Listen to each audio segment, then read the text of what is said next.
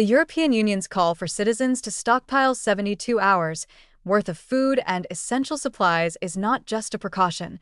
It's a stark warning that Europe is edging closer to a crisis for which many are unprepared. The guidance, framed as fostering preparedness and resilience, is a clear acknowledgement that the stability many Europeans have taken for granted is now under threat. With geopolitical tensions escalating, infrastructure vulnerable to sabotage, and the war in Ukraine dragging on, this recommendation signals a shift from optimism to grim realism. What is most alarming is not just the recommendation itself, but what it implies: that European governments do not trust their own ability to keep essential services running in an emergency. If a continent that prides itself on its economic and political strength is now advising citizens to prepare for a period of self-sufficiency, the underlying reality is far worse than what officials are openly admitting. A 72-hour window may seem reasonable on the surface, but in a full-scale crisis, whether it's war, cyber attacks, or economic collapse, 3 days of supplies will not be enough.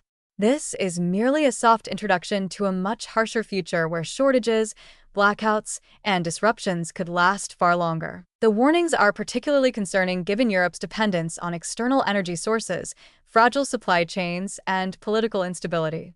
Russia's continued aggression, combined with growing uncertainty about NATO's reliability, especially under a U.S. administration less committed to European security, has left the continent exposed. Meanwhile, the call for psychological resilience suggests officials are preparing for widespread panic and social unrest, a clear indication that they foresee a scenario where public order could break down. Even more unsettling is the push to introduce preparedness lessons in schools, including education on disinformation. While fostering crisis management skills is reasonable, the emphasis on controlling information raises concerns about how governments plan to manage public perception during future crises. History has shown that in times of uncertainty, authorities often resort to censorship and narrative control rather than full transparency.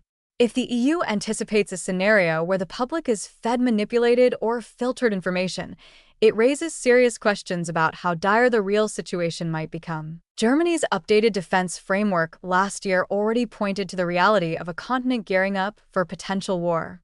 Now, with the European Commission issuing guidance on individual preparedness, it's clear that officials expect disruptions on a scale that governments alone may not be able to handle. Whether this stems from fears of Russian retaliation, economic collapse, or internal breakdowns, one thing is certain: Europe's leaders are bracing for impact.